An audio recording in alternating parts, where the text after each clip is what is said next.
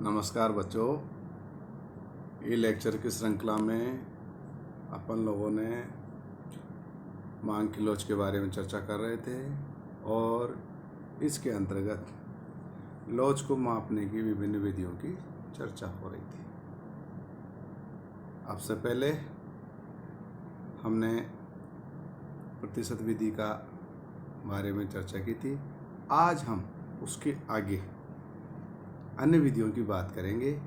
इसके अंतर्गत मैं आज मांग की बिंदु लोच विधि के बारे में बात कर रहा हूँ। सबसे पहले हम बात करते हैं पॉइंट इलास्टिसिटी ऑफ डिमांड क्या है, इसे कैसे ज्ञात किया जाता है। तो जैसा कि अर्थशास्त्री ने बताया कि मांग वक्र के किसी बिंदु पर मांग की लोच बिंदु लोच कहलाती है। अर्थशास्त्री लेफ्ट पिच के अनुसार मांग वक्र के किसी बिंदु पर कीमत के सूक्ष्म परिवर्तन के फलस्वरूप जो लोच मापी जाती है उसे बिंदु लोच कहते हैं।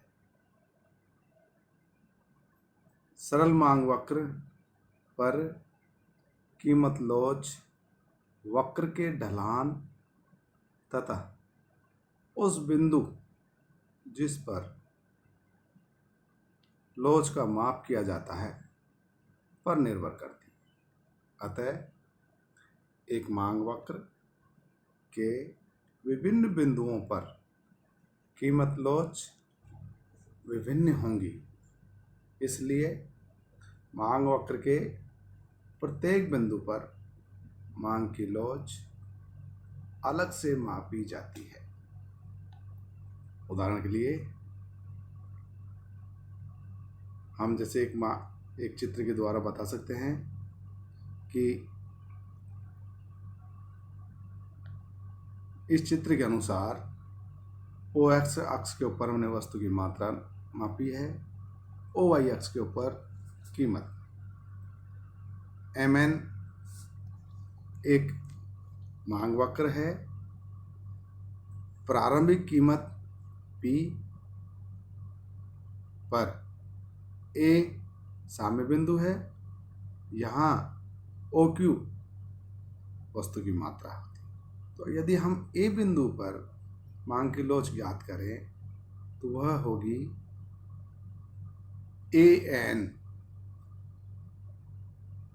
भाग AM, अर्थात जिस बिंदु पर लोच ज्ञात की जा रही है उस बिंदु से नीचे वाला भाग बिंदु से ऊपर वाला भाग के बराबर मांग की लोच होती है। तो कुल मिलाकर बात ये हुई कि जिस बिंदु पर एक साधारण मांग वक्र में लोच ज्ञात की जाती है वहाँ उस बिंदु से नीचे वाला हिस्सा मांग वक्र का बटा भाग ऊपर वाला हिस्सा होता है। तो ये जैसे C बिंदु पर देखें तो C बिंदु पर वस्तु की मात्रा बढ़ करके OQ1 है, कीमत कम हो करके OP1 है। तो यहाँ यदि मांग की लोच ज्ञात करेंगे तो वह होगा CN भाग CM। ठीक है, तो दोनों बिंदुओं पर A और C पर अलग अलग मांग की लोच निकलेगी। दूसरी विधि आती है अब इसके बाद में मांग की चाप लोच अर्थात आर्क इलास्टिसिटी। चाप लोच कीमत परिवर्तन की औसत अनुक्रिया है का एक माप है जो एक मांग वक्र पर दो बिंदुओं के बीच के भाग को प्रदर्शित करता है। एक मांग वक्र पर दो बिंदुओं के बीच के भाग को चाप कहा जाता है। जैसे कि फर्ग्यूसन ने कहा कि चाप कीमत लोच एक मांग वक्र पर दो बिंदुओं के बीच औसत लोच का माप है। इसको भी हम एक चित्र के द्वारा बता सकते हैं। जैसा कि इस चित्र में दर्शाया गया है, ओ एक्स अक्ष के ऊपर वस्तु की मात्रा, ओ वाई अक्ष के ऊपर वस्तु की कीमत। यहाँ डी डी एक कर्व के रूप में मांग वक्र है। ओपी कीमत पर ओ क्यू वस्तु की मात्रा है, जो कि मांग वक्र के ए बिंदु पर संतुलन को बताती है। इसी तरह से यदि कीमत कम होने पर वस्तु की कीमत OP1 रहती है, मात्रा OQ1 हो जाती है, और ये मांग वक्र के सी बिंदु पर संतुलन को बताती है। यहाँ पर यदि इसे हम सूत्र के रूप में देखें तो मांग की लोच इजकल टू माइनस P भाग Q गुणा मात्रा में परिवर्तन भाग कीमत में परिवर्तन के बराबर होती है।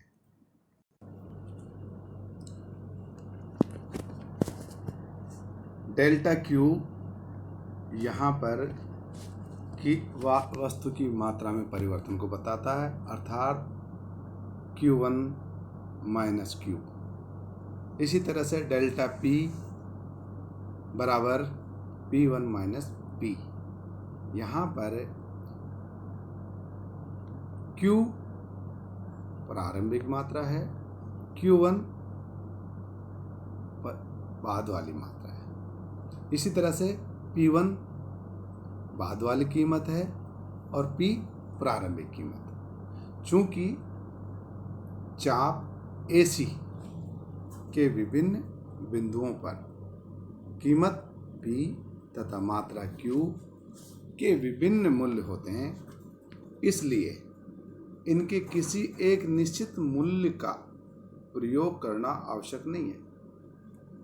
परंपरा के अनुसार कीमत P और मात्रा Q के दो मूल्यों के औसत का प्रयोग किया जाता है, ताकि मात्रा Q बराबर Q1 प्लस Q भाग 2 तथा कीमत P equal to P1 plus P भाग 2, इससे औसत मात्रा और औसत कीमत प्राप्त हो जाती है। अतः मांग की चाप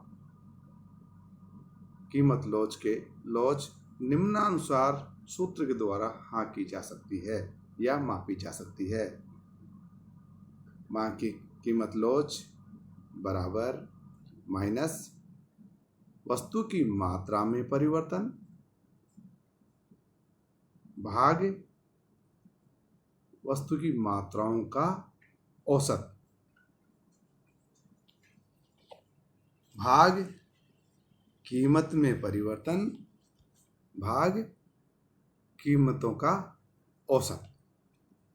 अर्थात इसे संकेत रूप में इस तरह से दर्शा सकते हैं, डेल्टा Q भाग Q1 प्लस Q भाग 2, और इन सबके भाग डेल्टा P भाग 1/2 ब्रैकेट P1 प्लस P, अर्थात डेल्टा Q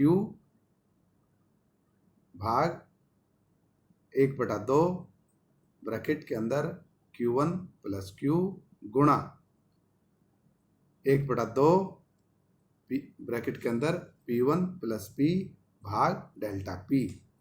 इसे और सरल रूप में लिखा जाए तो इस तरह से लिख सकते हैं कि मांग की लोच इक्वल टू ब्रैकेट के अंदर minus Q1 minus Q bracket बंद भाग 1/2 ब्रैकेट के अंदर Q1 प्लस Q गुणा 1/2 ब्रैकेट के अंदर P1 प्लस P भाग P1 माइनस P। अन्य रूप में माइनस Q1 माइनस Q भाग Q1 प्लस क्यू गुणा P1 प्लस P भाग P1 माइनस P। अर्थात इसे और सरल रूप में लिखना चाहें तो हम इसे लिखेंगे मांग की लोच बराबर ब्रैकेट के अंदर ऋणात्मक निशान डेल्टा क्यू भाग डेल्टा P गुणा ब्रैकेट के अंदर P1 प्लस P भाग Q1 प्लस Q। अतः चाप लोच विधि प्रतिशत विधि की तुलना में अधिक वास्तविक तथा दूसरे पर आश्रित विधि नहीं है। यह ज़्यादा तुलनात्मक रूप में ज़्यादा अच्छी ही विधि है, इससे रिजल्ट अच्छे आते हैं। तो आज हमने लोच को ज्ञात करने की दो विधियों के बारे में चर्चा की। नंबर 1 मांग की बिंदु लोच जिसे पॉइंट इलास्टिसिटी ऑफ डिमांड कहते हैं। नंबर 2 चाप कीमत लोच आर्क इलास्टिसिटी ऑफ डिमांड कहते हैं। नेक्स्ट पीरियड में अपन आय विधि के बारे में चर्चा करेंगे। इसको आप थोड़ा सा ढंग से देख लेना। थैंक यू, फिर मिलेंगे। ओके।